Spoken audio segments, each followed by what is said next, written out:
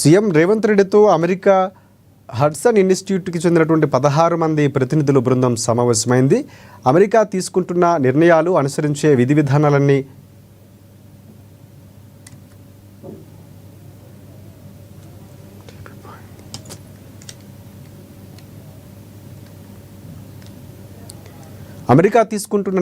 అనుసరించే విధానాలన్నీ సానుకూల దృక్పథంతో ఉండాలని సీఎం సూచించారు. అమెరికా, భారత్ మధ్య సంబంధాలు మరింత పెంపొందించేలా ఉండాలని సీఎం ఆకాంక్షించారు.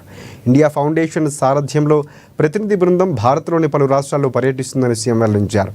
ఈ సమావేశంలో మంత్రి శ్రీధర్ బాబు, సీఎం సలహాదారు నరేందర్ రెడ్డి, ప్రభుత్వ ప్రధాన కార్యదర్శి రామకృష్ణారావు తదితరులు పాల్గొన్నారు.